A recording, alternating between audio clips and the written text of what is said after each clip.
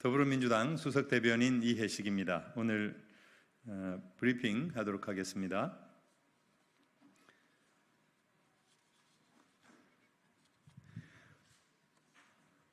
불이한 권력에 항거한 6월 민주항쟁 정신으로 민주주의의 퇴행을 막아내겠습니다. 오늘은 시민의 힘으로 군부 독재를 종식시킨 87년 6월 항쟁 37주년 기념일입니다. 박종철 열사 고문치사로 촉발된 시민들의 분노는 이한열 열사의 죽음 앞에서 군부 독재 타도의 불길로 거세게 타올랐습니다.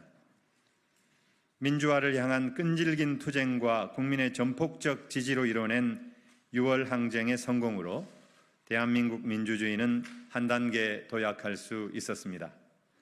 직선제 개헌으로 국민이 대통령을 직접 뽑을 수 있게 됐고 국가기관은 정권의 하수인 노릇을 하지 못하게 됐습니다. 6월 항쟁의 영향을 받은 7, 8, 9월 노동자 대투쟁으로 주요 산업 현장에서 노동조합이 결성되어 노동자의 기본권이 보장되기 시작했습니다. 무엇보다 시민의 힘으로 거대한 권력을 무너뜨린 경험은 정의가 승리한 자랑스러운 역사였습니다. 승리의 역사를 기반으로 문민정부 출범, 지방자치제 시행, 수평적 정권 교체, 촛불혁명 등 대한민국 민주주의는 한 걸음씩 진보하였고 세계에 자랑할 만한 수준이 되었습니다. 하지만 윤석열 정권이 들어서고 대한민국 민주주의가 퇴보하고 있습니다.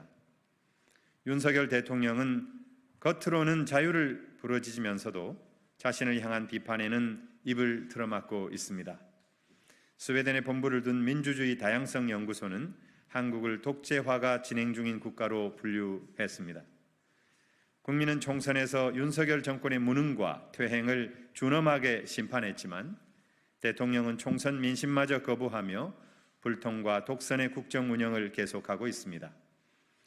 국민적 지지를 받는 최혜병 특검법은 물론 박종철, 이한열 열사를 유공자로 예우하자는 민주유공자법마저 거부했습니다. 윤석열 대통령에게 경고합니다. 우리 국민은 불의한 권력에 항거하고 끝내 무너뜨린 역사를 만들었고 기억하고 있습니다.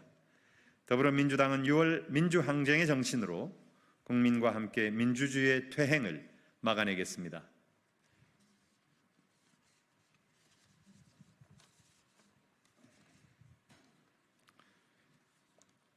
의혹투성이인 대왕고래 프로젝트, 세금 낭비로 끝난 제2의 부산 엑스포가 되지 않아야 합니다. 액트지오 기자회견과 정부의 거듭된 해명에도 의문은 해소되지 않고 더욱 커져만 가고 있습니다. 정당한 문제 제기에 집권 여당은 석유가 나오질 않길 바라냐는 황당한 대응을 합니다. 지난 9일 4년간 세금을 체납하고 법인 자격에도 문제가 있는 액트지오가 어떻게 계약 당사자로 선정되었는지 납득할 만한 해명을 요청했지만 석유공사가 지급한 대금으로 체납을 해결한 것이 아니라며 또다시 동문서답만 반복하고 있습니다. 성급한 대통령 발표 뒤에 엉성한 해명으로 수습하는 정부의 모습에 국민은 기대보다 걱정만 커지고 있습니다. 천문학적인 국민 세금이 투입될 사업에 대해 국민이 궁금해하는 구체적인 선정 과정과 자료 공개는 기본입니다. 그러나 정부는 무엇을 숨기려고 액트지오 입찰 과정, 사업성 평가 결과 자료 등 핵심 자료 제출을 거부하며 의혹을 키우고 있는 것입니까? 정부에 다시 한번 묻겠습니다. 지명경쟁 입찰 방식에 포함된 기업이 어디이며 지난 4년간 세금도 못 낼 만큼 부실하고 법인 자격에도 흠결이 있었던 액트지오사를 어떤 절차로 선정하게 된 것인지 제대로 설명하십시오. 더불어민주당은 의혹투성이인 대왕고래 프로젝트가 국민 기대만 키워놓고 세금 낭비, 외교 무능으로 끝난 부산 엑스포의 재판이 되지 않도록 철저히 검증해 나가겠습니다. 네, 마지막 브리핑입니다. 소리 없이 무너지는 자영업 특단의 대책이 필요합니다. 자영업이 소리 없이 무너지고 있습니다. 한 핀테크 기업에 따르면 지난해 전국 외식업체 81만 8,867개 중 21.5%인 17만 6,258개가 문을 닫았다고 합니다. 가게 5개 중에 하나꼴로 폐업한 셈입니다. 코로나19 시기인 2020년 9만 6,530개와 비교해 보아도 매우 심각한 수준입니다. 지난해 노란우산 폐업 공제금 지급액은 1조 2,600억 원으로 사상 최대를 기록했습니다. 운영 중인 자영업자 소상공인도 고물가와 경기 침체로 소비자 지갑이 굳게 닫히면서 힘겨운 나날을 보내고 있습니다. 올 3월 말 현재 자영업자들의 대출금은 1,100조 원을 넘어섰습니다.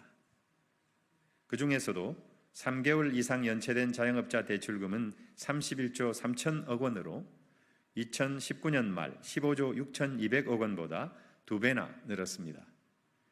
대출 문턱마저 높아져 집 팔고 전세를 가도 빚을 못 갚는 지경입니다. 정부가 건전 재정을 이유로 지출을 줄여 자영업 위기를 부추겼다는 지적도 있습니다. 지난해 예산 불용액이 역대 최대인 45조 7천억 원을 기록했습니다. 부자 감세 등으로 발생한 역대급 세수 결손을 막기 위해 정부가 써야 할 사업에 돈을 쓰지 않은 것입니다. 500만 자영업자는 우리나라 내수산업과 중산층의 중추입니다. 가족까지 계산하면 자영업에 생계를 건 국민이 1,000만 명, 인구의 20%가 넘습니다.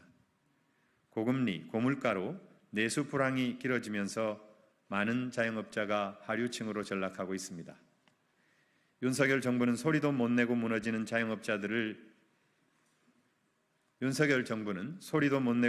자영업자들의 살려달라는 통곡이 들리지 않습니까?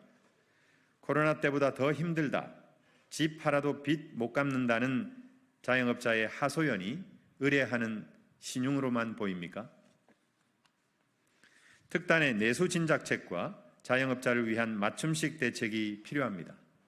민주당이 제안한 1인당 25만 원의 민생회복 지원금을 지역화폐로 지급하면 자영업자 소상공인에게 큰 힘이 될 수 있습니다. 윤석열 대통령은 민생을 위해서라면 못할 일이 없다고 했습니다. 민주당도 민생회복을 위해서라면 어떠한 대안도 논의할 수 있습니다. 골든타임이 많이 남지 않았습니다. 행동에 나서 주시기 바랍니다. 감사합니다.